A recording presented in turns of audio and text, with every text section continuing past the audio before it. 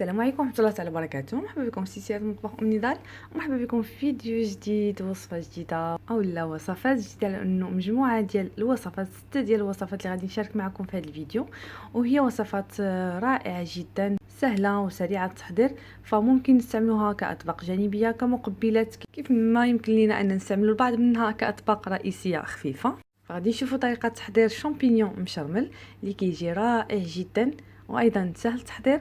ايضا غادي نشوفوا طريقه تحضير الكبده بالحامض اللي كتجي رائعه جدا ولذيذه. ايضا طريقه تحضير الكلوه مشويه.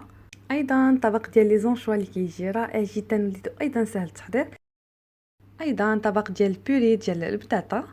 واخيرا وصفه رائعه جدا واللي هي شعريه الصفا بفواكه البحر، وصفه اللي سهله وايضا نوع من التغيير وكتجي رائعه جدا ولذيذه. قبل ما نشوفوا طريقه تحضير هذه الوصفات، الا كنتوا اول مره كتزوروا قناتي ما تنساوش تضغطوا على لايك، ايضا تشتركوا بالقناه وتفعلوا الجرس باش توصلوا دائما بجديد الوصفات. ونخليكم مع الفيديو وفرجه ممتعه. غادي نبداو باول وصفه واللي هي شامبينيون مشرمل. فكنحتاجوا لي شامبينيون اللي كنغسلوهم مزيان، الثوم اللي كنقطعوه شرائح، وايضا قزبر ومعدنوس مقطعين، زيت زيتون، الملح، الابزار. كناخذوا لي شامبينيون ديالنا وكنقطعوهم شرائح طبعا بعد ما غسلناهم مزيان.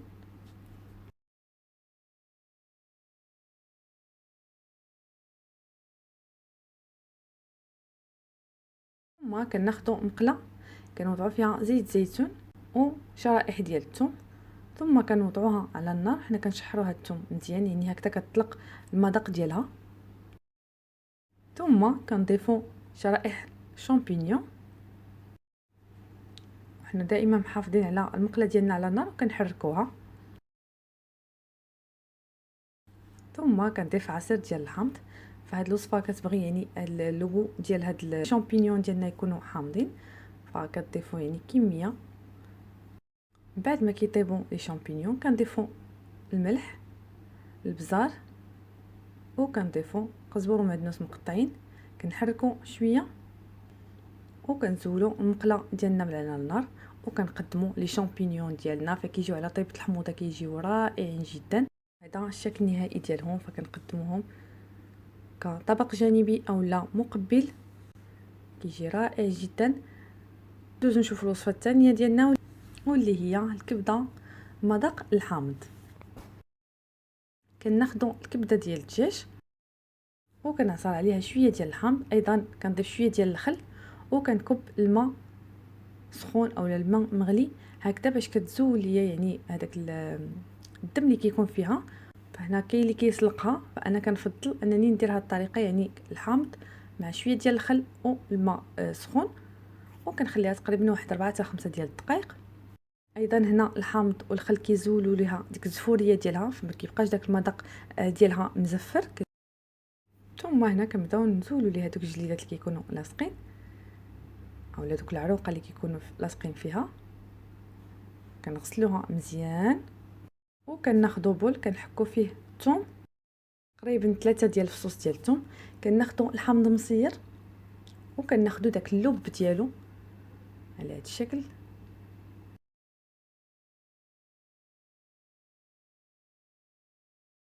نضيف ايضا زيت الزيتون بكميه كبيره. كنضيف الكمون، كنضيف البزار، كنضيف ايضا شويه ديال الحار اولا السودانيه كتبقى على حسب الذوق. ثم كنضيف واحد المعلقه كبيره ديال صلصه الطماطم، ما توفرتوش عليها ضيفوا معلقه صغيره ديال مركز الطماطم، الملح طبعا، وكنخلطوا هاد المكونات مع بعضها مزيان. ايضا هنا الا كنتو كتوفروا على توابل ديال الدجاج ممكن تضيفوا شويه، نخلطوا مزيان وكنضيفوا الكبده ديالنا. طبعا بعد ما غسلناها مزيان كنخلطوها مع هاد التتبيله اللي حنا حضرنا،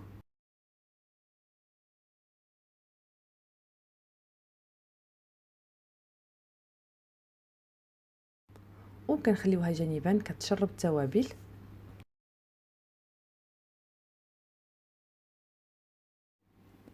كنضيف ايضا شويه عصير الحامض، يعني الكبده دغيا كطيب، فمن الافضل يعني تخليوها هكذا مرقده كتشرب التوابل حتى الوقت اللي كتبغيو تقدموها. كنوضعوها في مقله وحنا في كل مره كنحركوها حتى كطيب.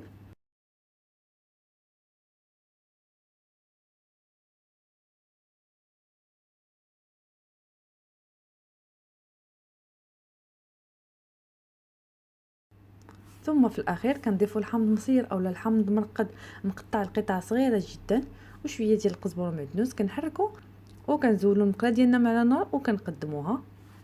كتجي رائعه جدا وكتجي لذيذه، وكما شفتوا انها سهله سريعه التحضير. وطبعا كنوع من التغيير في الاطباق ديالنا اولا في طريقه تحضيرهم. غادي ندوزو نشوفوا دابا طريقه تحضير الكلوه مشويه.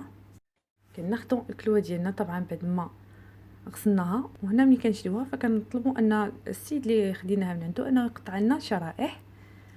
طبعا كنغسلوها مزيان وكنخليوها كتسقط، ثم كنوضعوها في البول وكنضيفوا لها القزبر والمعدنوس. كنضيفوا زيت الزيتون، فانا كنضيف شويه ديال زيت الزيتون ما كنكثروش. ثم كنضيفوا التوابل، كنضيفوا البصل، كنضيفوا الملح، كمون، شويه ديال الخرقوم، ايضا شويه ديال القزبر يابس مطحون. كنضيفوا الثوم بودره كيف ما يمكننا نعوضوها يعني بفص اولا جوج ديال الثوم محكوكين، وكنخلطوا هاد المكونات مع بعضها مزيان وكنخليو الكلوه ديالنا يعني كتشرب هاد التوابل. ثم هنا كنصفوها في الشوايه وكنشويوها يعني من جهه بجوج حتى كطيب. هنا في التقديم ديالها فكما كتشوفوا خديت الطبق ديال التقديم اللي فرشت فيه المعدنوس. خديت هنا شويه ديال البصله بيضاء مقطعه لقطع صغيره جدا اللي ضفت لها شويه ديال المعدنوس وشويه ديال القزبر. كنضيف شويه ديال الملح، شويه ديال الكمون، هنا فقط باش نقدموا هاد الكلوه ديالنا بطريقه جميله. كنخلطوا مزيان هاد البصله مع القزبر والمعدنوس، الملح والكمون، ثم كنصفوها هنا وسط الطبق. هنا خديت ايضا مطيشه اللي قطعتها لقطع صغيره جدا، ضفت لها شويه ديال الملح، شويه ديال الكمون، واحد الرشيشه ديال المعدنوس، وضعتها بهذا الشكل يعني في هكا في الجوانب ديال الطبق. وكنوضع الكلوه اللي انا شويتها بين طماطم بهذا الشكل، وكنقدموا الطبق ديالنا فكتجي رائعه جدا ولذيذه. وممكننا نقدموها كطبق جانبي، كيف ما ايضا يمكننا نقدموها كطبق رئيسي يعني طبق خفيف. اذا كان هذا الشكل النهائي ديال الكلوه مشويه.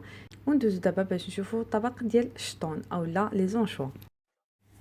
اذا كنحتاجوا لي زونشوا اولا الانشوبه، وكنحتاجوا مطيشه مقطعه لقطع صغيره، فلفله حمراء وخضراء ايضا مقطعه، قزبر ومعدنوس، زيتون، وفصوص ديال الثوم. كناخذوا فصوص ديال الثوم ديالنا كنقطعوهم لشرائح رقيقه، كيف ما يمكن لينا اننا نحكوهم كيبقى لكم الاختيار. ديال زيت الزيتون فنستعمل زيت الزيتون لان كنحضر فيها لي زونشوا، يعني كتبقى عندي بعد ما كيتقاداو لي زونشوا، يعني لي زونشوا مخللين. الوصفه كاينه في القناه، غادي نخلي لكم الرابط ديالها في صندوق الوصف. فهداك الزيت ديالها كنستعملوه بحال هكا في هاد الاطباق.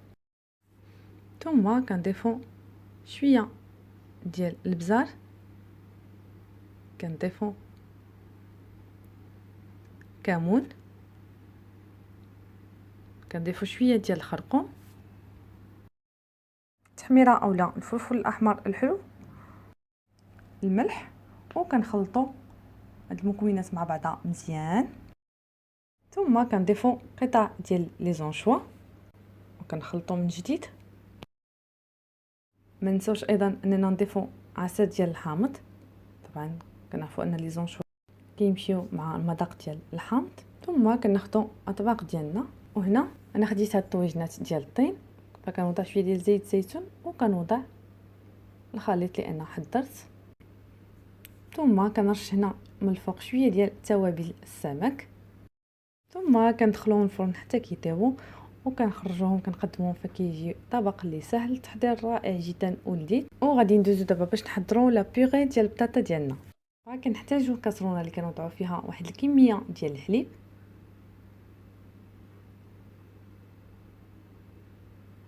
كنوضع ايضا شويه ديال القشده الطريه الخاصه بالطبخ، هاك واحد الفص ديال الثوم اولا جوج، وكنوضع واحد العريش ديال ازير، من الافضل الا كان طري، كنوضع هاد الكاسرونه ديالي على النار حتى كتغلى. ثم في بول اولا في اناء كناخذ بطاطا، طبعا البطاطا اللي انا قشرتها وسلقتها مع شويه ديال الملح وهي مازال سخونه، فكنضيف ليها مثلثات ديال الجبن، كنضيف قطعه ديال الزبده. فهنا كما كتشوفوا يعني البطاطا سخونه باش هكذا كتذوب لينا الفرماج وكتذوب لينا الزبده، وكنبدا نميكسي فيها. فكناخذ هذا الميكسور بلونجون وانا كنميكسي فيها.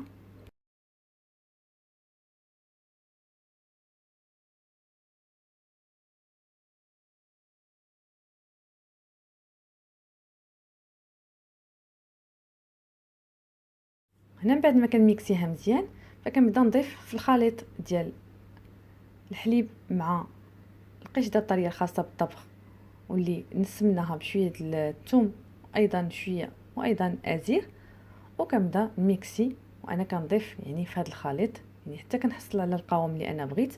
ايضا كنضيف واحد الرشه ديال الابزار كتبقى اختياريه. لما كنحصل على القوام اللي انا بغيت كنقدمها، كنزينها بالعريش ديال الازير. وهنا الا بقى لكم يعني شويه ديال الخليط ديال الحليب مع القشطه فممكن انكم تضيفوه هي غير كتبقى شويه كتشرب، او لا يعني الا كنت بقات لكم فهذاك الحليب والقشطه فمن بعد ما كنبغيو نقدموها كنسخنوا شويه كنضيفوه ليها وهكذا كيطلق لينا لابيغي ديالنا، وكان ممكن اننا نقدموها من جديد فكتجي رائعه جدا ولذيذه.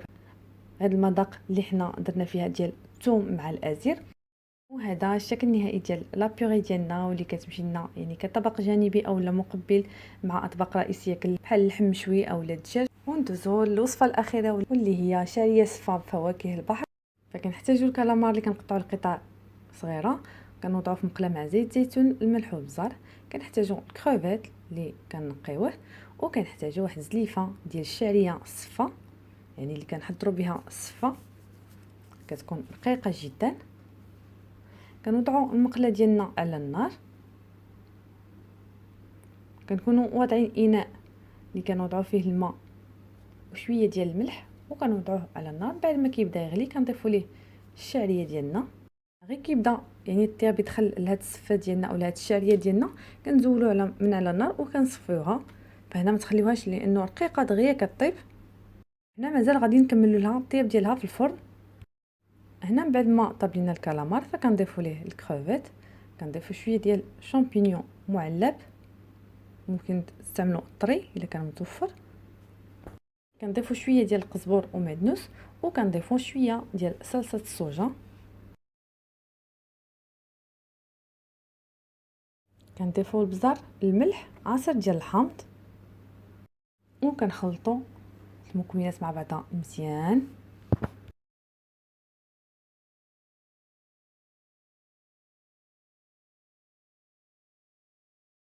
ثم كناخذوا طبق ديال الفرن وكنوضعوا فيه قطعه ديال الزبده، كنضيفوا الشعريه اولا السفه طبعا بعد ما صفيناها، وكنخلطوها مع هاد الزبده مزيان. فهنا من الافضل انكم تخليوها شويه واقفه، ما تخليوهاش طيب بزاف انه مازال غندخلوها الفرن وغتكمل الطياب ديالها. كنخلطوا السفه ديالنا مع الزبده، وكنضيف ليها هنا شويه ديال الملح، شويه ديال البزار. كنضيف ايضا واحد المطيشه اللي كنحكها يعني طبعا كنزول ليها الزريعه ديالها وكنحكها بحكاكه رقيقه. واحد المعلقه كبيره ديال صلصه الطماطم، الا ما توفرتوش عليها استعملوا معلقه صغيره من كاس طماطم، شويه ديال القزبر ومعدنوس مقطعين، وكنخلطوها مع هاد الشعريه ديالنا، صفوها في الطبق مزيان. ثم كنضيف لها شويه ديال القشده الطريه الخاصه بالطبخ فكتعطيها مذاق مميز.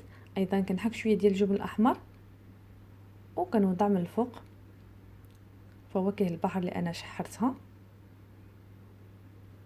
ثم كندخلها للفرن هنا فقط يعني باش كتجمع اكثر يعني بديك القشده الطريه، وايضا كتحمر الفواكه. فهنا لانه كل شيء طيب يعني الصفه طيبه او الشعريه طيبه، فواكه البحر نفس الشيء. كنوضعوا حبات ديال الكرافيت بالقشره ديالهم، هنا فقط كنوع متزين. بعد ما كنخرجوها من الفرن فكنحصلوا عليها بهذا الشكل، كنزينوها بقطع ديال الحامض، وهنا كنقدموها فكتجي رائعه جدا وكتجي لذيذه.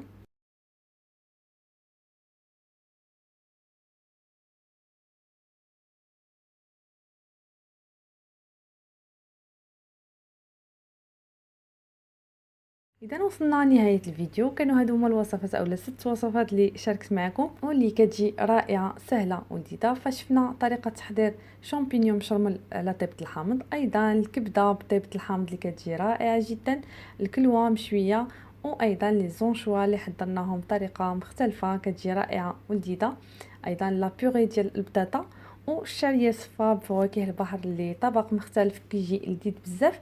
نتمنى الوصفه تكون نالت اعجابكم وتجربوها لانه فعلا سهله رائعه وكتجي لذيذه. ولا عجبكم الفيديو ما تنساوش تخليوا لي لايك، تعليق، اشتراك في القناه، وايضا مزيد من الوصفات زوروا الموقع اللي هو www.cuisineomnidal.ma. ما تنساوش تنضموا صفحتي على الفيسبوك اللي هي شيواس اومنيدال سواء بالعربيه ولا بالفرنسيه. مرحبا بكم دائما، بالصحه والراحه.